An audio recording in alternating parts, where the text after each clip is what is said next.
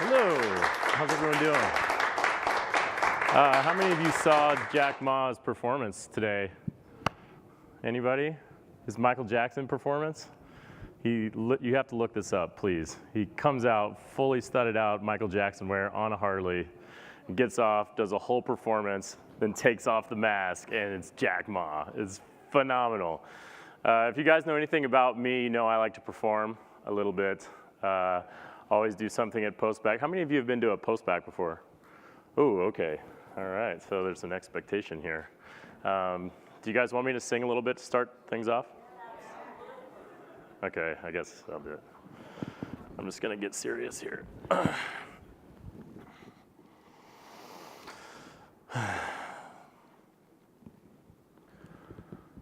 Mobile, you have disrupted our funnel.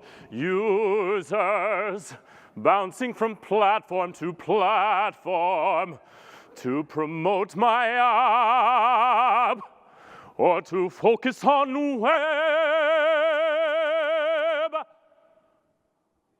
or perhaps the two converge.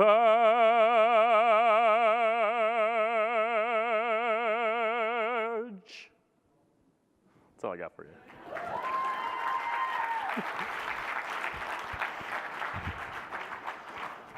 All right, now I have to have some coffee here.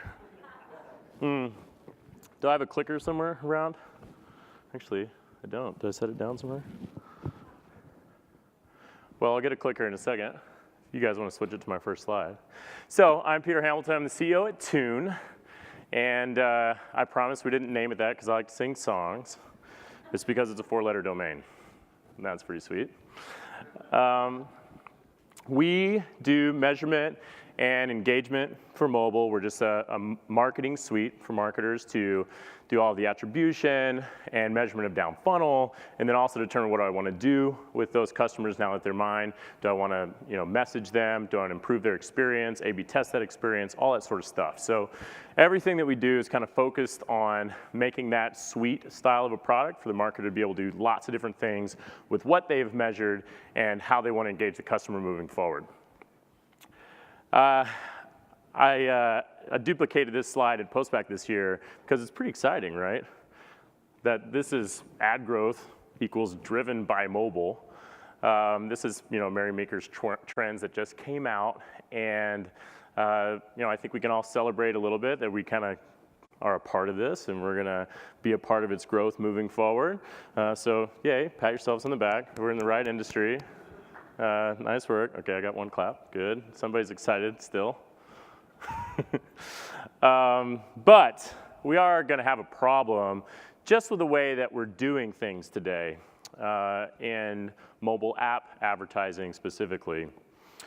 This is a ComScore study that just came out showing that app discovery is down across just about every channel, including App Store, word of mouth, and advertising in terms of what's possible in discovery, just because there are so many apps and so many users, and there's only so many apps they can have on their phones. We're going to look at that in a minute. We also know that there are really 10 apps that most people are spending their time in. They're kind of gobbling up all of that attention. And so figuring out how do I get people to use my app, use it regularly, let it be something they've adopted for their daily lives, it's really a struggle. So what I want to propose today is that the app install era must end. Now I have to agree with Mr. Seufert earlier, who was saying that apps are strong. They're going to be strong. They're going to continue to be strong. They're going to be a part of multiple platforms in the future. Marketers are going to drive an enormous amount of value in apps. But this whole economy that mobile marketing has been built on, that is app install related, is a little bit flimsy and has some problems associated with it. So let's talk about the saturation part of this equation. First, smartphone growth, 2015 and 2016, flat across the board.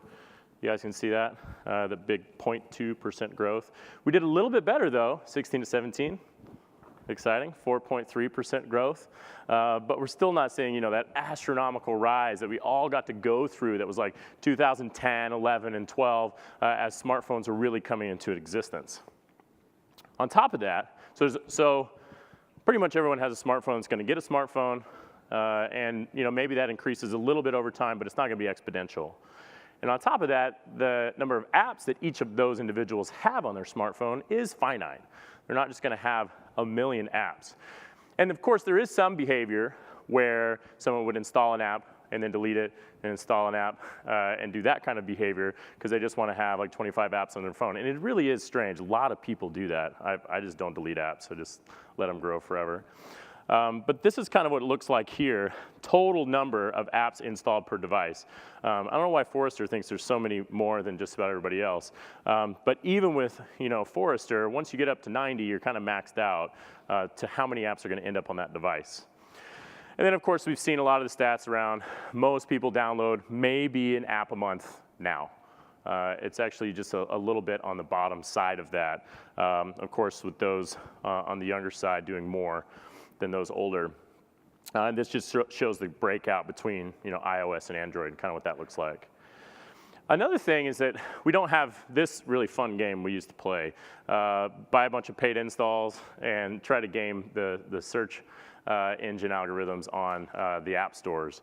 So it's not really something where you can just like throw a bunch of money, get ranked really high, get really famous, and we all go home. So some of those little games and things that people were playing in the early part of our industry are not really something you can use as a viable growth strategy. And then on top of it, let's just look at the very, very top chunk of this. Okay, mobile app install advertising revenue, it's not growing exponentially, right? It will flatten out over time, according to just about anybody you talk to. And it's interesting to look at this kind of a chart comparative to Mary Meeker's charts around ad growth in general on mobile. It's expected it's going to keep going up and to the right at an exponential pace. So what's going on here with app installs? First of all, buying app installs creates a lot of misaligned incentives. Actually, that came up on a panel earlier here today. I thought that was a very astute observation, and that really the issue is that the advertiser needing to show installs to their board of directors and the publisher needing to provide as many installs to the marketer already sets up kind of a strange incentive. The marketer's mission should be to master the buying cycle by measuring and optimizing the customer journey, right? That's your goal. That means you're looking at awareness, consideration, intent, into purchase, into retention. And most of the marketers that have been up on this stage today have talked about these things, right? They've talked about, okay, we don't just buy straight installs. But if I were to equate this kind of to like climate change, and I guess today I'm kind of the climate change scientist of the late 90s, it's like climate change is coming, it's gonna be really bad. And honestly, everyone kind of believes me, but no one's gonna do anything about it. The same thing's kind of happening with installs. There are some people that are driving electric cars. There are some people that aren't just buying installs. But that's not the majority at all. And the behaviors that continue to persist as a result of the app install being the center of the economy and how we buy ads continues to keep those incentives misaligned. So this is the picture the marketer should be looking at. What kind of a KPI is app installs per month? If you were to give an adjective, this is a blank KPI or a blank metric. Huh? Useless. I think someone said vanity, actually. Yeah, it's a vanity metric. So no install is created equal. Just because you got an install doesn't mean you're going to get any value out of it whatsoever. Installs might not be human. They might be a small indication of engagement and not really connected to that in any particular way. Installs are closer to measuring clicks, really, than you would think. Well, why do we have a difference between what is a click and an install? It's really about clicked on an ad, went to a destination, right? The only reason we have this stuff in between is because of having to go to the App Store and download the app and then move on to the next piece. And so you can imagine with instant apps and with improving and streamlining that process as much as possible, at what point do clicks and installs just become the same thing? And what's so wild is today it's okay to go to your CMO or go to your CEO and say, you know, we drove all these installs and all these downloads. Can you imagine doing the same thing, going to them and be like, I bought all these clicks. There were so many clicks, you know? They don't care, right? There's a little bit more intent because, you know, they just had to go through a little bit more, the user did. But they had intent when they clicked on it in the first place, unless this was something fraudulent. But they had the intent. They meant to go to this destination. It's just we made them go through a little bit of extra process to get there. But that's all we really have at that point. We just have the first essence of intent. And this year, 2017, we have seen marketers blowing massive amounts of VC budgets on buying installs. We've seen people running 6, 7 billion installs in a year. And it's like, I mean, how many users are there on the planet? How real could those be, right? You've got to like come to grips with like, what are you really buying and what is the value of that and how much waste are you creating just like churning and pushing through? And the problem is, it's just the problem of every single business, is that revenue hides all sins, right? So as long as like it's kind of going up and to the right, everything's great, but almost always, and I can't speak specifically about them, but there's several instances over this past year where the shoe dropped, right? And all of a sudden it was like, what have you been buying for the last 2 quarters, Mr. Marketer? What in the world? It's a very, very real thing, and our industry is still really, really, really sick with it. Oh, and there's fraud. I like how I just make Gabe the poster boy of fraud. I always use his face. How many of you saw this Recode interview? Well, yeah, okay, so phenomenal. It's just a rant, just a straight up rant about fraud. No solutions. It's kind of like this talk, actually. So there is this issue of fraud, and the problem is, as was also said on a panel earlier today, that as long as it's easy to dupe installs, and as long as installs are the currency, literally I get paid for an install, holy cow, I'm gonna do everything I can to infiltrate that, to claim organics, to do, you know, click injection, like I just need to snag that little last click, that little install, and suddenly I get paid cash money. It's like, you know, not better than Bitcoin, but it's good. We've been talking about at Tune a lot about how the fraud problem is everybody's problem. That we have seen marketers just continue to buy and invest in installs they know are garbage, not really trying to pay attention to things like incrementality. You know, maybe I was buying a lot of installs in the entire, you know, region of EMEA, and my total install count didn't grow at all, but I was reporting all these amazing installs. How many of you have seen that kind of behavior out in the market? Yeah, there's a little bit of that. That's the marketer, again, just trying to put the KPI on the board and make sure that they are at least held in some high regard as they're trying to, you know, sort of honestly dupe the business into thinking they're doing what they're supposed to be doing. And at the same time, as long as marketers are buying that stuff, if I'm a fraudulent publisher, I'm gonna keep forking it out, right? I'm gonna find new ways to create that and try to sell it off to them. So you're sort of feeding off of each other in a symbiotic way. And you know, the comments today have been right, that if you can remove the incentives, you can make it not profitable and not valuable for a fraudster. And if you're not just straight up propping it up with cash, then they'll probably move on and probably go to something else. I mean, at this point, we've gone to extreme lengths to improve visibility about fraud and to add new criteria. You know, this is like our fraud rules. Look at all this stuff you can put in. You're like trying to you know, put in all these different criteria that change the postbacks, that go back to your partner. But all of this is honestly useless if you're not really working together with the partner with the right incentives together, right? Trying to grow the business, trying to focus on what actually matters, what are the right KPIs for your business.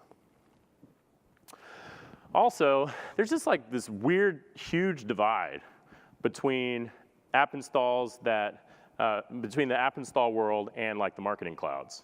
So you've got these big enterprise businesses that run on these big marketing cloud systems, and there's not even a column for install, right? And so basically, they build on like kind of a side system that treats mobile as a totally different channel, and then they kind of try to mix together the users from the CRM side, but that doesn't give you the customer journey, and you're looking at just like two really different kinds of behavior and kinds of data, and there's just not a really nice way to pull all this together. And what I would say, and maybe this is a tiny little solution, is to say that you absolutely don't need to count the install in that case. Let's not think about that as the conversion, because it's not the conversion anyway. Let's focus on what happens downstream in subscription or purchase or something that happens later. More problems with app installs. Deduping.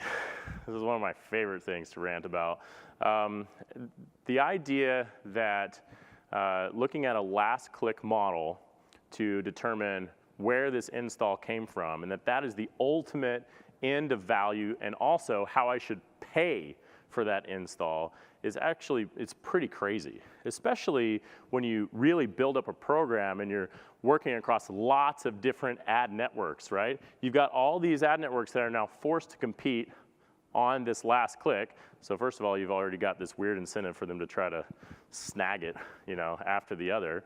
But on top of that, you have, you know, inline attribution partners that don't have to play to the same rules at all, right? So you don't have, so with inline attribution, the install gets sent to the advertising partner. They determine if this install was valid or not, and let the third-party measurement partner know.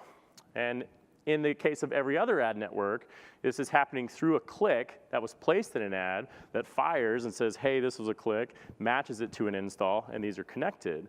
But the problem is, when it's inline, no matter whether another ad partner came in after or got the last click, you still have to pay the inline partner, right? The best example of this is Facebook, who sort of designed this idea of having inline measurement. So if Facebook gets the last click and another ad partner was prior to that, well, you don't have to pay the other ad partner, so you save some money, but you do have to pay Facebook. In the reverse, you still have to pay Facebook, and you pay the ad partner. Now, I literally had a conversation with, I've had many conversations like this, but just the other day with a marketer that I was explaining this to, and they understood it, but they were just like, yeah, but what are you gonna do? I'm like, you're just gonna cheat your other partners and like not have a fair playing field between the two? Is that really the right thing to do, the right incentive to build? And somehow everyone's just kind of okay with it. It's like, whatever.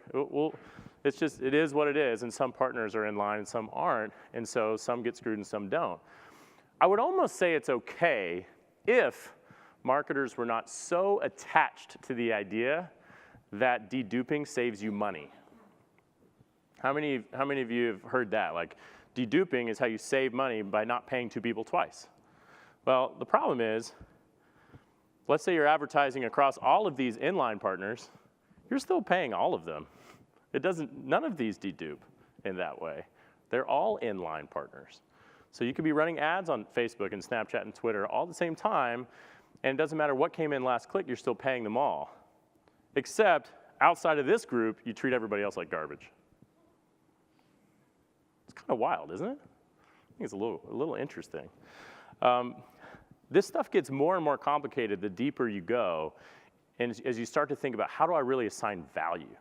How do I really make sure that when I'm buying something, when I'm buying from different partners, I'm getting the value overall, right? And the last problem I'm really gonna talk about, obviously, is install costs continue to rise. And for some, it makes it almost cost prohibitive. It just bids them all the way out of the market. And so if your strategy is as narrow as just buying app installs, you might not have a lot of options, and it's gonna make it really difficult. So what I'd like to suggest is that you really need to take apart attribution from the price of advertising. They should just be two separate things. You should think about attribution in the truest, most perfect analytics form you can muster. That might be with your own systems, it might be with a third-party partner, it might be with some other kind of platform that's helping you get there, but you've got to figure out attribution and value, and you got to do it way beyond mobile apps, right? You got to do it in web, you got to do it in television, right? You've got to do your best at that. But I would suggest that you shouldn't just attach that as the price for advertising. So let's look at, the full funnel. And I apologize, this is from a slide where we're talking about Celtra and Tune, how we integrate. So you should learn more about that later. But you look at, from the impression to the click, to going through the App Store, installing all the way to the conversion, how should we be thinking about buying ads? There's kind of two ways to go about it. One, arbitrage the value. So you buy the units up front, and then you figure out how much they're worth on the other side, right? It's kind of like buy the billboard and then determine what you got from the billboard. Or you can look at purchase value. And that means you start buying advertisements based on cost per action, right? So cost per subscription, cost per purchase, or something like that further down funnel. What would it look like to focus on CPA? These numbers get a little bit crazy. This was from a recent study that Liftoff did. Any friends from Liftoff out here? But this just shows, okay, so in the subscription app space, you look at the conversion funnel, like average installs at about $4.40. Ugh, I still shake at these install prices. And so that means my cost per register is $30, and that means my cost per subscription is $161. Then you look over here, gaming, $4 to $9 to $50 for a conversion. $50 for an actual in-app purchase, that seems like a lot. And then you have, $4.45 to register at $30 to purchase at $75 in the shopping world. So shopping still doesn't match subscription, which should tell us something about like how bullish everyone is in the subscription space, which is a whole other conversation. But you could take this stuff and look into your verticals and also determine what is your average click-through and conversion rate to understand what am I willing to pay for a subscription? How can I make that profitable? What is my payback period? Maybe I could only buy ads on subscription, and maybe I could push it that direction. It means you're gonna have to work with your advertising partners to pull that off. You're gonna have those conversations, but they're all pretty willing, I would say. I mean, a lot of ad networks and partners are totally willing to look at what it would cost, how it would work for you to buy subscription. And on the arbitrage side of things, that just means you've got to be taking into account all of attribution and not just little pieces of it. You can't just look at the app install funnel alone. So you can buy on a CPM or buy on a CPC or buy on a CPI, which I would say is also an arbitrage method.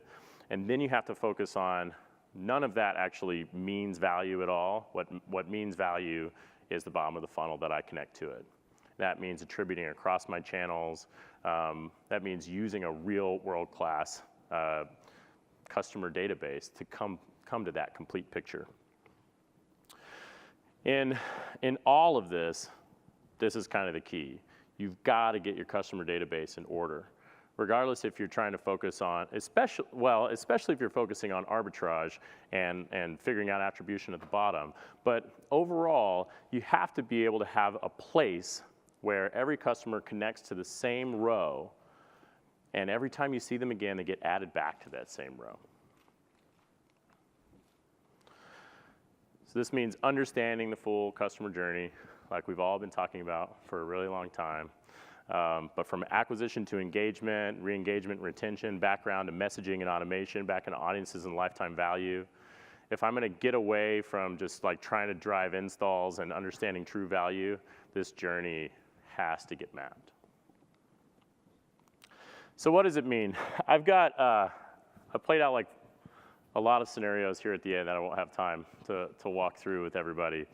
But I just wanted to just talk through what it means for different parties in our ecosystem to think about this app install and why it's problematic for us and why we should change our minds about it being so central to everything we do in this app economy. Why do I care if I'm an app marketer? Well, Oop. Number one, getting scale of app installs is harder than it's ever been. So you're already up against a hard line. Prices are higher than they've ever been. Your spend is focused oftentimes on a few large ad platforms, so that makes you more liable if one of those you have some sort of a hiccup or some sort of a mistake. You're hitting some plateaus already with some of those platforms. If you're at big scale and you're buying on Facebook and Google and Apple, like you usually kind of get to a place that's this comfortable volume, and then scaling it up beyond that becomes even more complicated and difficult. Your introduction to a new customer is less likely through app install than it's ever been, mainly because people have their apps already full of phones, and you have that app saturation problem we talked about before. Why do I care if I'm an enterprise organization? Well, mobile-first companies have already kicked me in the teeth and won, most likely.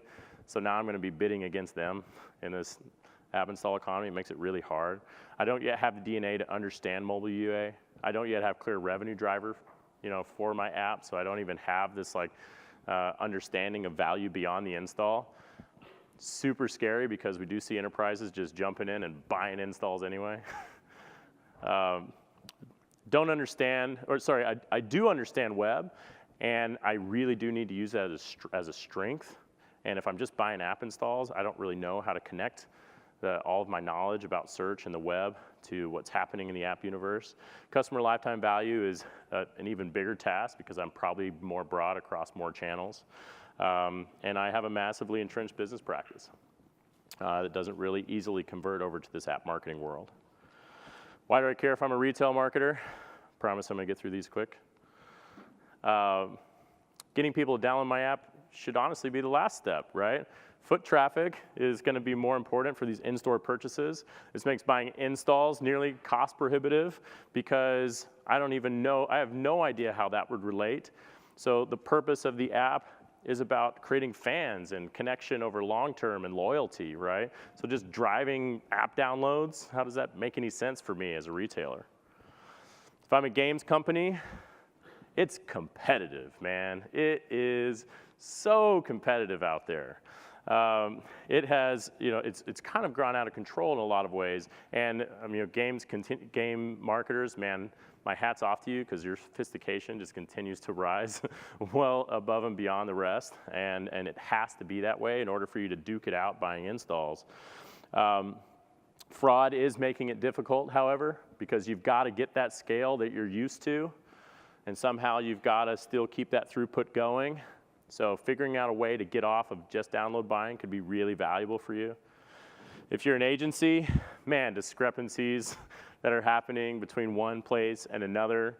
You may not have the resources to be dealing with fraud.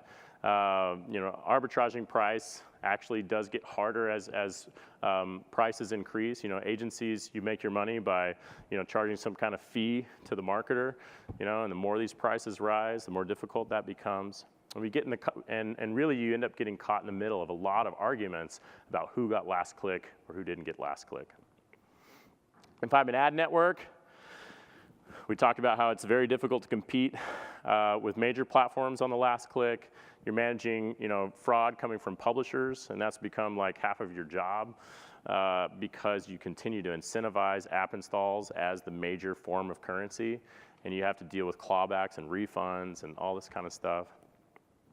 Why do I care if I'm Facebook? Well, my direct app install ads are not growing at the rate that they were, right? We even looked at, overall app install revenue. Well, Facebook's a big chunk of that, a big part of that.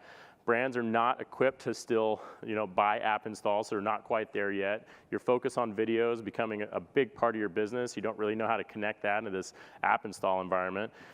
But the problem is you built this incredible targeting platform for app installs. You really made it something that is incredibly effective at these specific users to drive one specific task.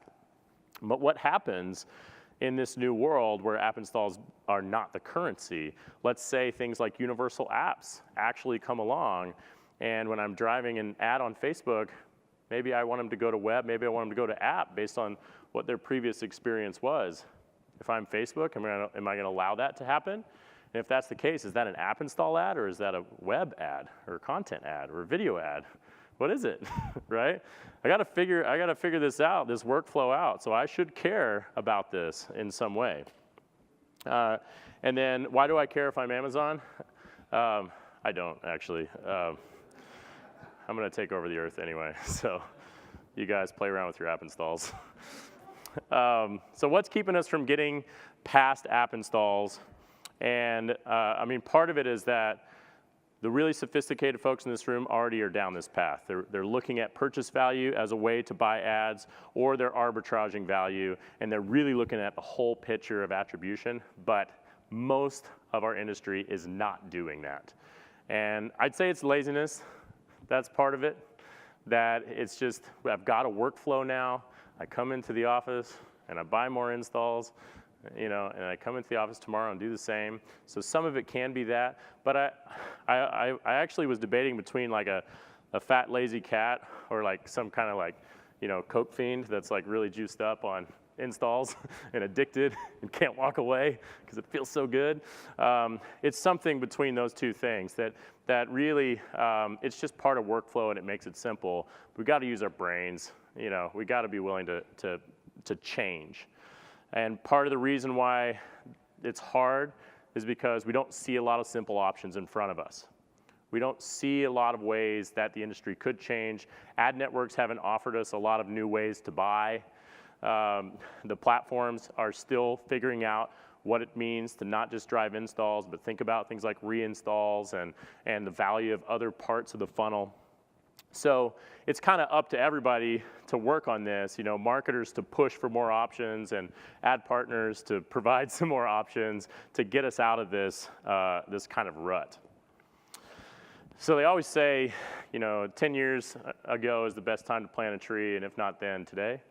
It starts with just kind of changing our minds about the topic and just removing some of our obsession about the app install economy as being the central, most important part of everything that we're doing in mobile, because man, there's so much more that's so much more valuable. You guys are changing the world with the ways that people interact with technology, with goods, and with services. You know, let's broaden up the way that mobile marketers think, and let's be really creative. Let's enjoy that total customer journey and learn how to make a difference in this industry. Thank you very much.